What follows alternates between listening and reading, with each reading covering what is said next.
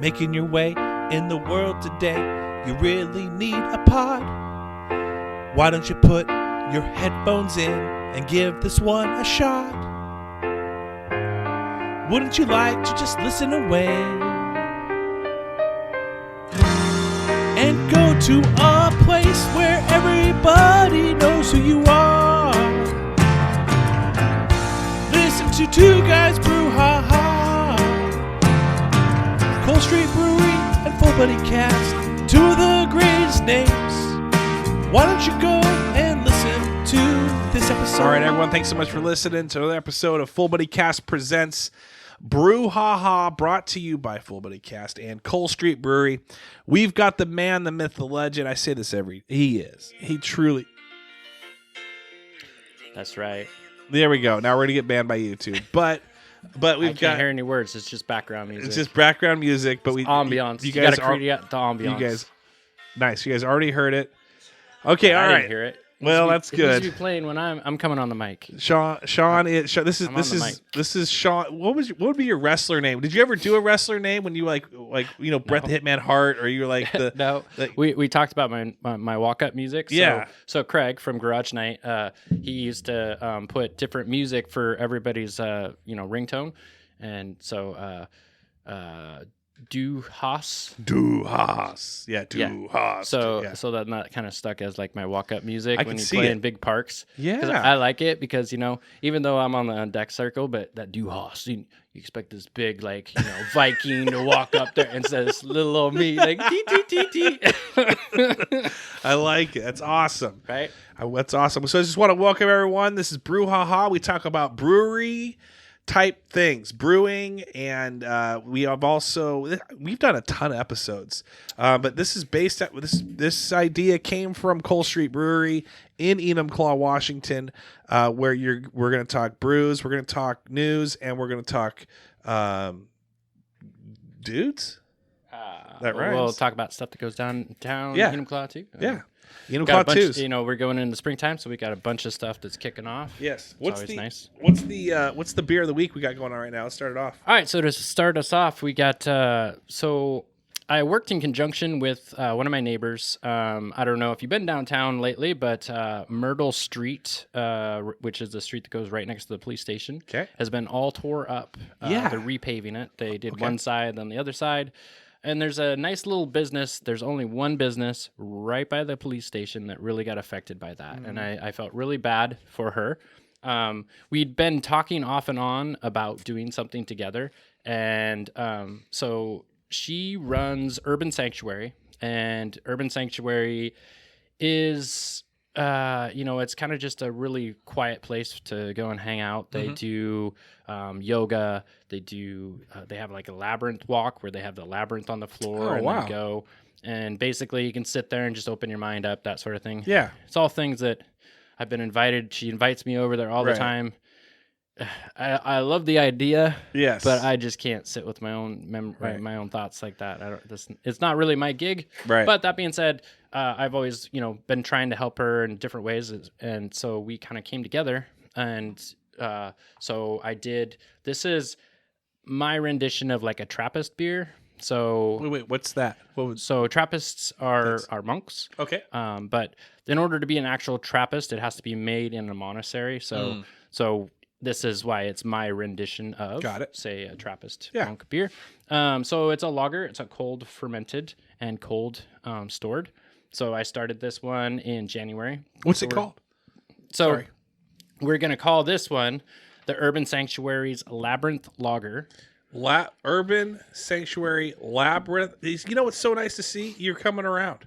No, she did that. Oh, she did She's that. also, she also created these beautiful labels. Oh, wow. Labrynth Lager. Okay. I thought maybe that you and then were... she's going to get some stickers on growlers so that her growlers are marked the Labrynth Lager. I like that. So So we have two. So much for Sean growing. So much for Sean. It's too hard. Names are too hard. The Urban Sanctuary, if I was to use that, somebody's going to come at me. Instead, I just deflect. I'm like, I'm sorry, this business over here is named Urban Sanctuary. And that's where that comes. That's where that comes from. Sue them. Yeah, right? Check them. What's their copyright? What's their trademark? I like that. That's why, I can totally dodge that. Yes. And that's why I don't mind them naming it, not me naming right. it. And that's where anybody's more than welcome to name. But if you're going to name a beer, you have to pay me $1,000. Really? Right. So I'm okay. Well, I'm sorry, $2,000. Wait, no, it was $3,000. I forget. It just keeps going higher and higher every time I think about it. It depends on how many times you ask me about it, because one of your biggest fans is constantly messaging me. You have to name one after me before you name one after Travis. Oh, okay. So I want to be clear that this company here has invested money to build this beer and make good these job. beers. Yes, we have two different versions of this beer. Well, we have two different beers that we made. Let me take a sip of it and give you my, and then you keep going. And describe what it is. Yeah. So it's a lager. It comes off really cold, but it is a dark lager. That's always something I have to warn people. It's kind of like the Vienna lager is a dark lager. This is different than the Vienna by far. It's got some good taste for sure. It's got much more of a kind of a nutty type feel to it than most lagers do. It's cold and refreshing, man. This is a great summer beer. This is going to be a good Well, this is a spring beer, so so it's going to be on for only a limited time. Yep, that's the other thing about this. Okay. But I made two small batches as test runs, and I was test running them. I was test running one on its own, and then we got together and we were kind of talking about it, and so I adjusted. I made this into like a Trappist beer. Yeah, it wasn't the angle that I was taking at it, and then I kind of focused on that. Yeah. And so, what's the ABV? What are the ingredients? What's the difference? What makes it a Trappist? So Trappist, it comes from monasteries where they have a lot of time on their hands. It's praying, and it's one of the biggest things I've talked about this before is the Doppelbock kind of came from that, where basically they only drink the beer. That's also what Trappist beers are for in a monastery. They have. I believe they only have one meal a day, but during the day they take breaks and they drink kind of like monk beer, which is a very this is the lightest form of a monk beer. Most monk beers are a much bigger beer where there's a lot more ingredients to it. It's a lot bigger, bolder flavor because it kind of like you chew it because it's literally a meal in a glass. This is the lightest form of that. There is quite a bit of ingredients in here. This is a lot of Munich malt and a lot of Vienna lager or Vienna malt too. That's why it's similar to the Vienna lager. Yeah. But it's still a lager, so it still finishes really light. Nice. I mean, it's not like an ale where it's really strong and bitter on the backside. It's a really clean finish. It is. So go in there, ask Sean or whoever's pouring at the time. To have the Urban Sanctuary Labrynth Lager. Yeah, and it will be going on probably the 11th or 12th of May. So right after this comes out, a couple days after this comes out. That's awesome. That's great. All right, cool. I'm going to go down there. I will order it. And then also just for you guys out there, a lot of hoodies lately. So wear your hoodie down there. Get, what is it? 15% off at Cole Street. And wear your full body cast hoodies. Sorry, Brad Drummond trying to just wear any hoodie to get the 15% off. That doesn't work. No. And then also if you check in. Yeah. See, we need to get more check-ins too. Check in and tag full body cast. It's gonna get busy down there this summer. Right now, it being the spring, and I know we're gonna cover some things. But before we cover some things, I do want to kind of give a little more of a verbal conversation. So, if you want, we didn't have an audio BrewHaha last week. It was just a video only. It was at Edison City Ale House in Tacoma, Washington. Sean and I just decided to pop in. We kind of gave Sasha Lynn a little heads up, but I don't think her husband knew. Michael knew at all. Not at all. And he didn't even know. He's like, wait, what's going on? Yeah. And we She's a member of what? She pays what?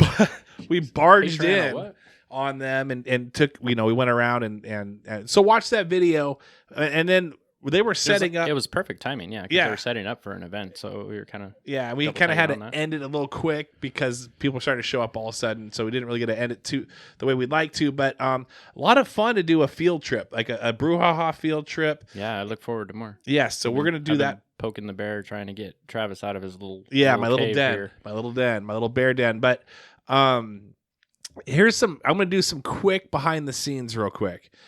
Sean he could be a GPS. That guy knows every street. I even asked him, I'm like, how do you, we're in the middle of the, like, I don't know, south end of Tacoma. I have no clue really where we're at. Well, there's bars and beer down There there. is, but it was softball. And the funny thing is, softball. I drove Jamie.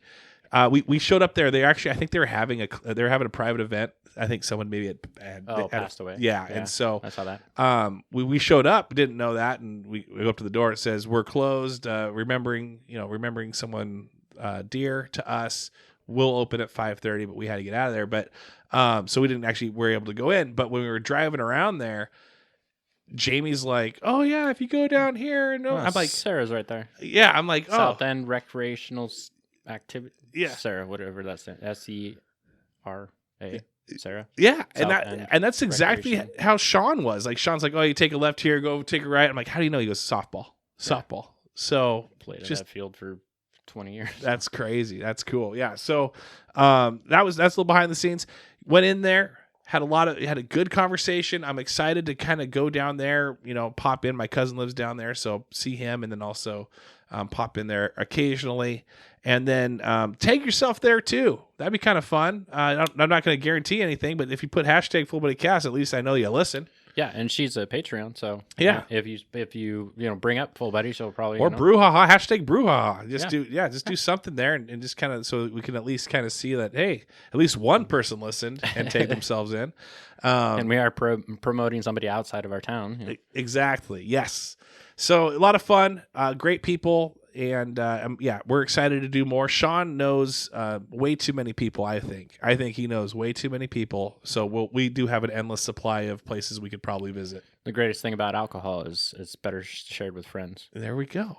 Where friends could go, where strangers come and meet over a brew and become friends. Oh, realize they're neighbors and become friends. And then I think the next, so it goes strangers to neighbors. To friends, I think we gotta work enemies in there, and some maybe eventually would become enemies. Nah, it's your neighbor. Can't pick your neighbors. You gotta. Pardon me. Okay, so this is gonna air the first Monday after the cruise. The cruise. So it's gonna be this next week. 9th. It'll be on the 9th. So we don't know how the cruise went, but there will be a few changes that you've already witnessed. But again, cruise is the first of every Friday. First Friday of every month. And come on down. The street is open, cruising. If you have a really cool car, antique car, or something that you just like to show off, feel free to join in the cruise. If you just enjoy spectating that sort of thing, find a spot anywhere along Cole Street. Yeah. Now, Cole Street will not be shut down. Typically, it usually is. Shutdowns after. After. So the first cruise got shut down at like 8 p.m. and then the band started playing. Yeah, and then things are going to look a little different as well. You are not going to have outside eatery tents, I don't think, that we used to have out there. No, we're still going to have the fire tables down the streets. So pretty much every weekend except every Saturday for the rest of May, we have a band that will be out there. Nice. And starting in June, then Sundays on Cole will start, and that will have a band as well. So every Saturday and Sunday, there will be a band. Live music. Yep. Lined downtown. Up. Yep. Plenty of room to dance. We'll have plenty of picnic tables for children. My beer garden, of course, will be set up where you can enjoy some beverages outside. Will you have a camp or a fire pit, I should say, in your area? I will, yeah. For right now, obviously, it still gets down a little chilly at night. As we go into the summertime, it's probably just going to switch to just tables. Sure. But right now, the downtown stays plenty bright with those Edison lights over the street. So it's not like you need the light of it. You just need the heat of it right now. Yes. And then anything to add to that? I know that you said the liquor control. Well, I just always want to say that you are not allowed to drink in public. Yes. That is a rule that has always been in place. You're not allowed to wander around with an open container or have an open container in a vehicle. That's always been a law. A lot of people got confused because it was just overlooked during COVID. We, were allowed to let people be out on that street. That is not a law change. Yeah. We were just lucky.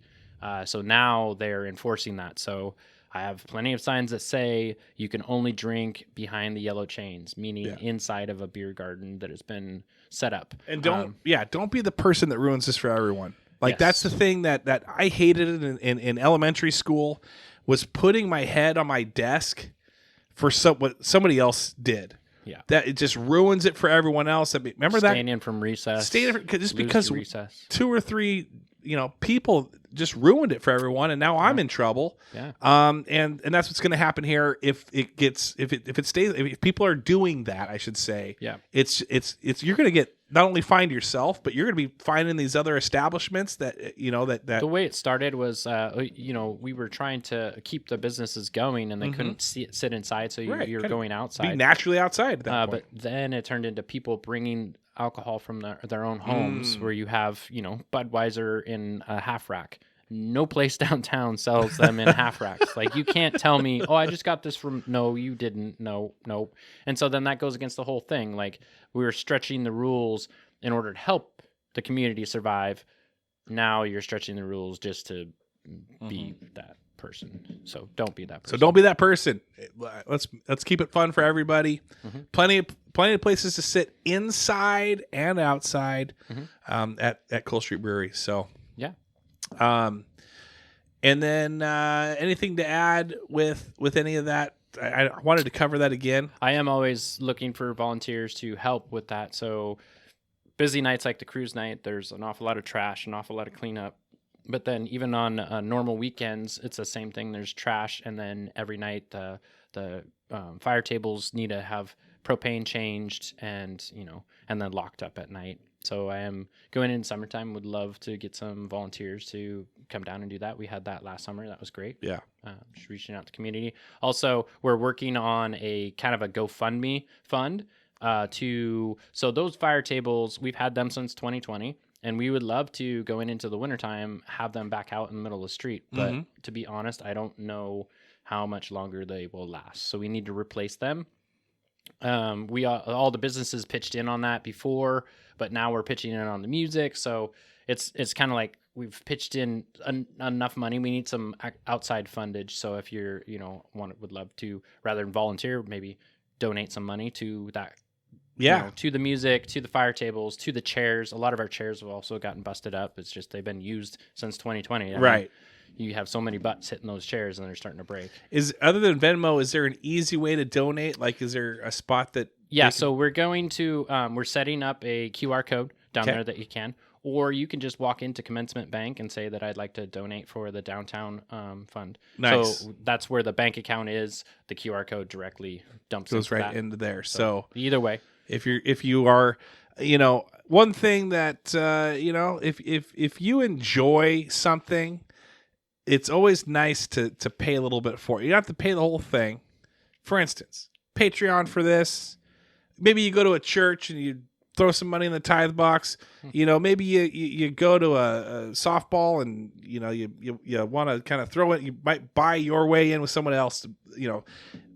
Throw some money at it. It's not going to kill you. It's not going to, but it couple bucks goes a long way. It goes a long ways. If everybody throws in $2, I mean. Agreed. So I wanted to point out, I mentioned Commencement Bank is right there in the downtown, right next to the police station. Yeah. So, I mean, that's why I said that's where the bank account is. It's within walking distance of my place. And they can just walk right in and talk to any teller and say, hey, I'm looking to donate to the downtown. Yeah, just the downtown corridor. They'll know what you're talking about. Awesome. Cool. All right. Well, I feel like we're like catching up. It's been a bit and it's been fun. Anything else you got upcoming that you're wanting to kind of throw out there for people? Well, I got a couple new beers going on. I got this one that I just brought on here. I'm waiting for raspberries to come ripe, and then I have a framboose that's coming out. So that's fermenting right now. I just need some live fresh berries to throw in there. And then, so it's a little bit of a barrel-aged fresh fruit ferment.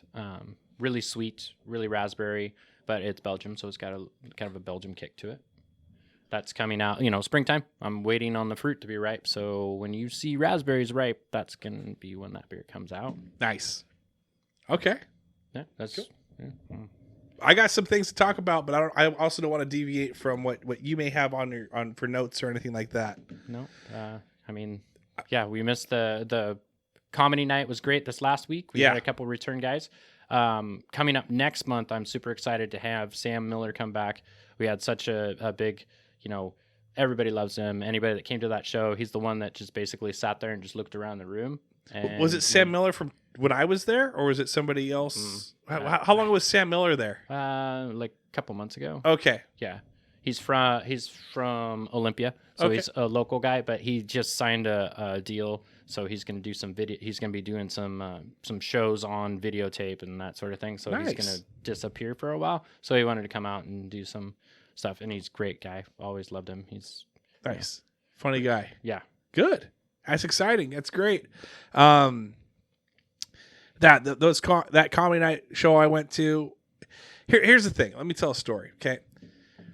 It's so nice to just kind of like stay in the house. Like it really is. It's so nice. You kind of think in your mind, like, okay, I got my day off. I got my night off. I'm just going to stay in. But when you actually go out of your house, you actually enjoy yourself. I enjoy myself a whole lot more. It's like, man, I'm so glad I went to that. I enjoyed going to the one that we went to this past week. And this is a beer question for you, Sean. This is my segue. Desi B invited our family out to go to the zoo. I saw that. Yeah. Mm-hmm. Now I hadn't been in the zoo for a few years, and when you're an adult. I mean, when you're a kid, it's fun. A little different. Yeah, I made the teenagers go. Like that's the other thing. Teenagers like to just I'm just gonna sit at home and play video games. No. But if you force your kids to be a family. It actually makes it a little more special. So we get there, go to the zoo, and I'm like, well, I'm going to buy some snacks immediately. They were selling beers there. Now, you couldn't walk around the park and drink. Only in certain areas, like beer garden. Dude, that was like a game changer for me. When I got there, and I had to like kind of question myself for a moment, like, am I turning into like an alcoholic? Or I'm like, sweet. It's like, no, I get to now experience. I experienced. That's like an icy juicy for an adult, in a sense. It's like you're hyped up on sugar when you're a kid. You're like, oh, I gotta just eat this and go see elephants and tigers. And I was like, sweet, I gotta have a beer and a pretzel, and now I gotta just walk around the park and really enjoy it. It was a game changer for going to that. So my question to you, for you is, I would have never associated zoo. Beer's good with everything. And beer is good. Exactly. But what are some other things that may surprise people if they go, other than going to a baseball game? One thing I can think of is the Chalet. The Chalet, sells beer. You can watch a movie and drink a beer or wine. Has Cold Street beer on there. Is there any other things besides a zoo and a movie theater that you've ever done that you were surprised beer was there? I don't know. That is a random thing where I just wander in and all of a sudden discover I'm like, oh, beer's here. Crazy. Yeah. Off the top of my head, I can't really think of different, like junior athletic things where I've stumbled in. I'm like, oh, you got beer here? I felt like this was like almost like an elementary situation. Like, what are you doing with adult beverages? Right. But I'm not going to argue. If you're selling them, I'm buying them. Right. But I don't know. I can't really think of. Yeah, anything to jump. Yeah, I was just surprised. So if you guys know anything, any listeners out there that you are like, oh yeah, by the way, I stopped in at this place. I don't even know if Chuck E. Cheese has beer. Maybe it has beer, and I had no clue. They should have had beer a long time ago. But okay, so now here's my next beer question. Okay, here's a beer nerd question. Okay. So I had some bottled beers. Okay. Bottle zombie? I don't know. So I looked in it, and I swear on everything, it had like flakes in the beer floating around. Well, what type of beer was it? It was an IPA. Oh, okay. They might not have filtered it. Well, I was like, I'm not going to drink it out of this bottle. I'm going to pour it into, and I poured it into a clear glass because it was like a science experiment to me. And I was like, I want to see this thing up close. I can make out the image in a brown bottle. Sure. When I poured it in there, nothing. Oh. There, it like. So it was in the bottle? it must have been, or it's whether it stayed what. So there's a lot of things that can be from. There's sediment that can form even after it's been filtered. So like protein sticks to liquid. So you can break it up going through a filter, and then it when it gets cold, then it solidifies again. Okay. And it brings itself together, and then it kind of creates a little monster. There can be still some yeast in there, but then again, the yeast is if IPA is a ale, so that's ale yeast that likes to be warm. So then you put it in a really cold freezer, or not freezer, but fridge. It'll kill that, and then it'll just drop to the bottom. So it could be just some leftover yeast that didn't get filtered out. Same thing. Or like I just kind of mentioned, it could be a bottle zombie. So bottle zombies, I've kind of ranted on this before. There's a lot of breweries that all of a sudden popped up and they got really big systems. Mm-hmm. They went from house brewing to a 10-barrel system. And then they realized, like, oh, crap, now I have 1,000 gallons that I got to sell of each beer. And so then, and everybody's like, oh, there's plenty of taps at all these different bars. But then they realize there's 20 or 30 other breweries that are doing the exact same thing. Are there 20 or 30 taps? No. So then you have to stand in line. So you aren't moving that beer as fast as you thought. So then they jumped into bottling. And they did that prior to having really any knowledge of it. They're like, well, as a home brewer, I just, get a bottle, I wash it out, and then I cap it. Well, as home brewers, we tend to not make big batches where they sit on the shelf for a long time. So you sit on that shelf, and now there's only a little tiny, like inch-long gap of air, but that inch-long gap of air can have a lot of different things happening in it. And it can change the whole element of that beer, whether it keeps fermenting, whether it starts turning to vinegar, and there's all those things that are happening just in that little tiny space is what creates it in that whole entire bottle. And there was a huge trend that's hopefully we've gotten away from. And I've talked about this story too. My ex-business partner and I, we went down to Oregon to Windermere Brewing, and we sat in on this class that was put on by this company that was like a scientific company. They made all this science equipment. And so they're trying to sell you on these different things that test bottles. Like they crack the top of the bottom and see what the seal's like. They see the temperature inside the bottle when you're bottling, all these things that each one of those is a different element that can affect that beer. To me, it blew my mind. They're like, how many people have this thing? How many people have this thing? How many people have this thing? And nobody in that room, maybe 2 or 3 people had like the very first thing. All of them were looking at the next level, right? My business partner and I were looking ahead, like the next 5 years, we're going to implement these things. These people are already bottling. I know all of their products, and I've seen them in shelves and on shelves. In my opinion, this is where I've ranted about it. I think that's a bad impression for the craft brew scene because you go in there, you grab an Elysians, it tastes like that same beer every single time. You go in and grab, I'm not going to name names, but you go in and grab these other smaller breweries and you take it home. You can even grab 2 bottles in a row, and this bottle tastes different than that bottle. It's supposedly the same beer, but because there's such weirdness going on in that bottle, it can totally change it. And I think that's bad because then the consumer is concerned that they're not getting quality and they're not sure if what they're going to get. So then they get steered back to only Elysians, and I only point out Elysians because it's Budweiser owned. Was a great company, still is a great company. It's just owned by a bad company. So yeah, when you start talking about bottles, and you can find a lot of issues with bottles. I hope not, but especially smaller companies, and that's kind of the black cloud that honestly I think there should be more kind of I hate putting more regulations on stuff, but I think it needs to be put in place to stop that from happening because it black clouds the rest of us. When we do our due diligence, like I said, for 5 years in advance, we were already looking like how much we'd have to invest and what do we need. We went to this class just to learn all that stuff. These people are learning it after they're already doing it. Yeah. You're already, causing problems. And sometimes, that's kind of how I feel like people work anyways. You have some people that will think it through. Yeah. And really before they don't, and some people like me that just jump right in and then learn your own mistakes. But sometimes it's too late. You know, sometimes you've already, some of those things you can't reverse. Yeah. Right. You've tainted it too much. The other thing that I saw in this when I poured it, and this is the first time I've really noticed it. When you get involved in something that people know stuff about, it creates more curiosity because I know I can ask questions. It's like, oh, okay, now that I know somebody that's in this, I've always wanted to know this, or I've never noticed this before now because all my other questions are answered and all that. So, and sometimes you just shrug it off. You're like, I don't know. Yeah, I maybe just shrug it off. But here's my question for you. It's okay if you don't know it. I'm just curious if you know it. When I poured the beer, it had the bubbles. It had the typical bubbles. It was like staring at a starry night or something. Basically everything looks the same. But then you notice a few of the bubbles that, and when I say bubbles, I mean the little small little dots that raise.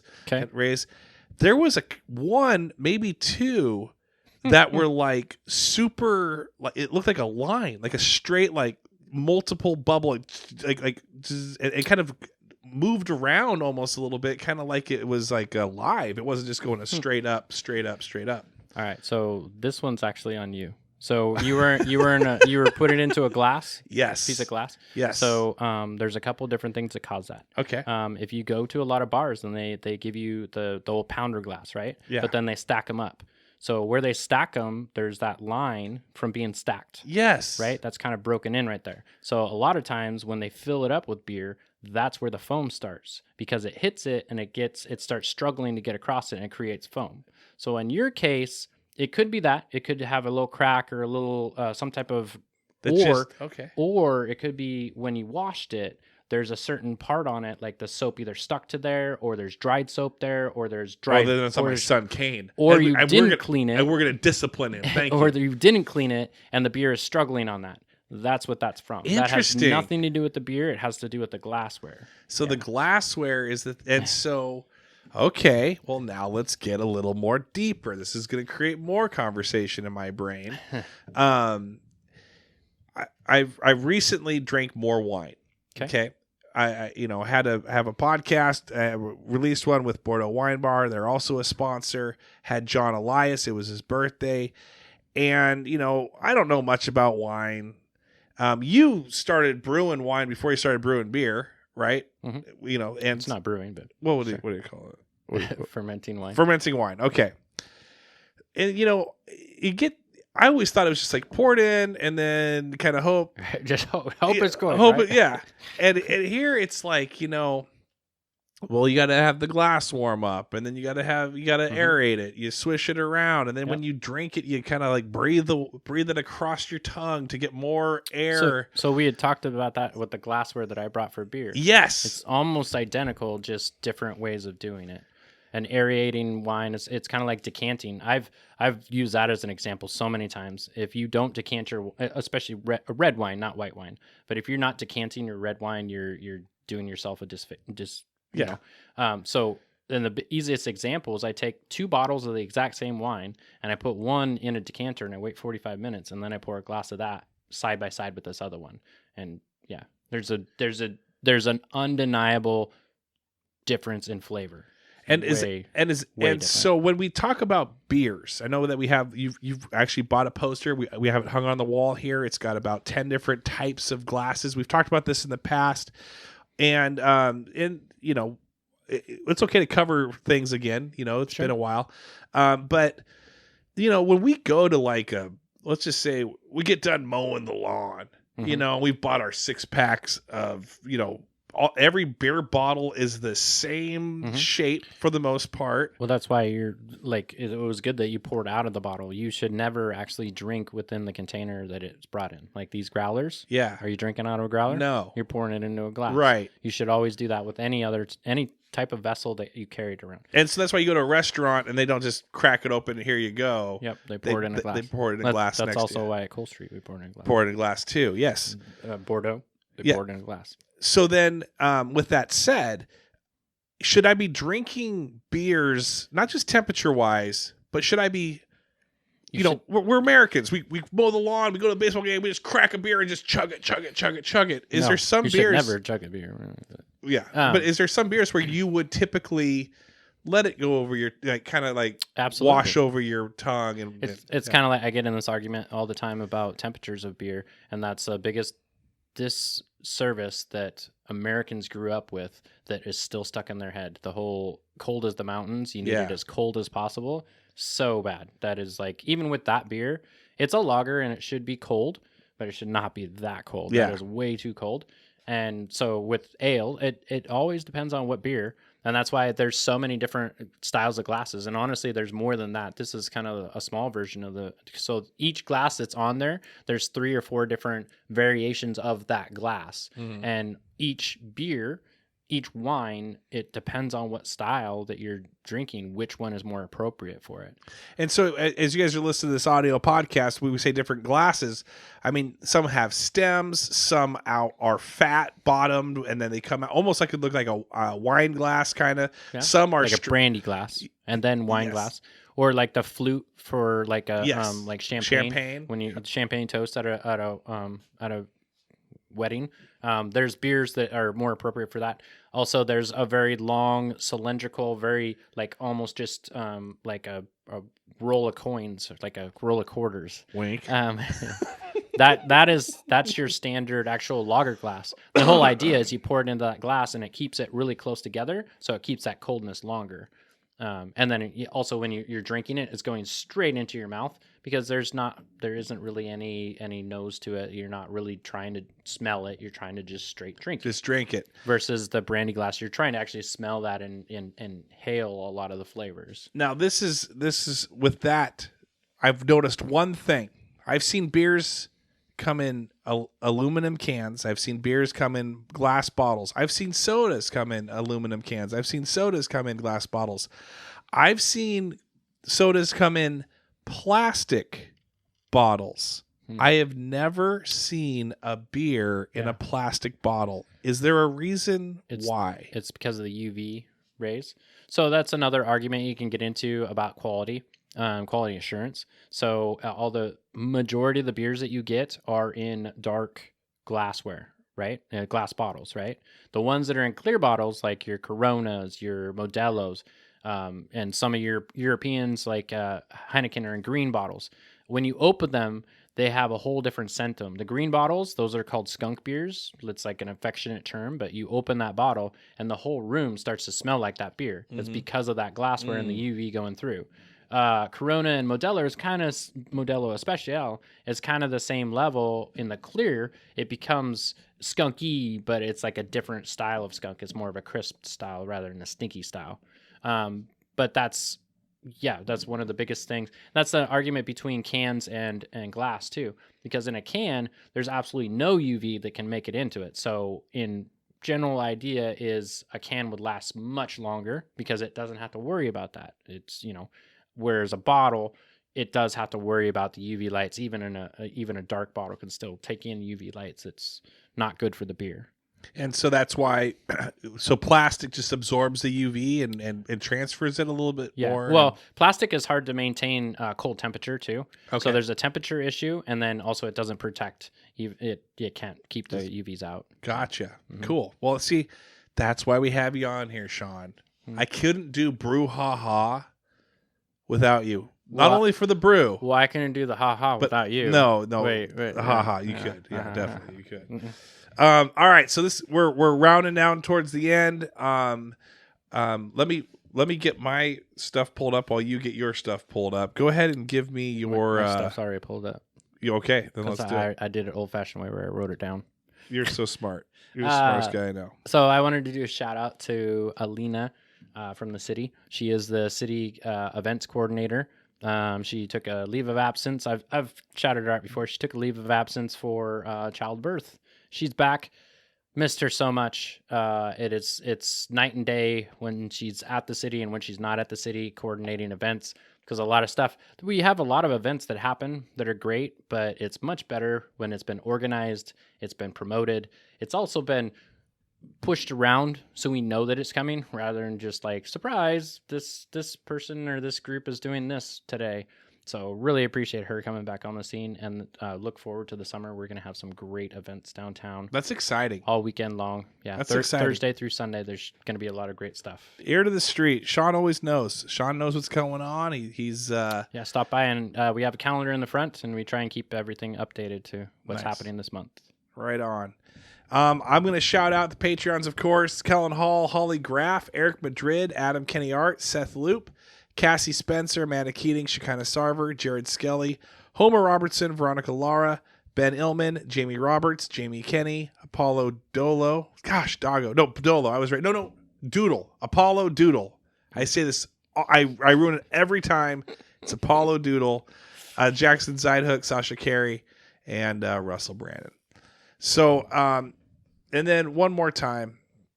Here's another shout out that I would like to give. I would like to give. I know this is weird. Yeah, but you're a weird dude. I am a weird guy.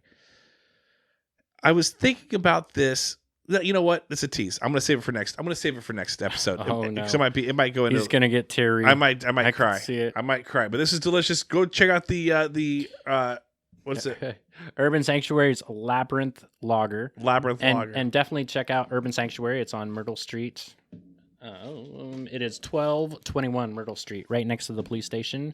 Yoga, Labrynth Walk. It's a peaceful place to just go and chill get and your hang zen out. back. Yes, I like it. All right, everyone, have a great week. Talk to you guys next week. See you guys at the cruises first week of every month. See you guys at the comedy shows first Wednesday of every month, and then we'll be updating you guys with the upcoming stuff as well. Yep. All right. Taking your way in the world today, you really need a pod.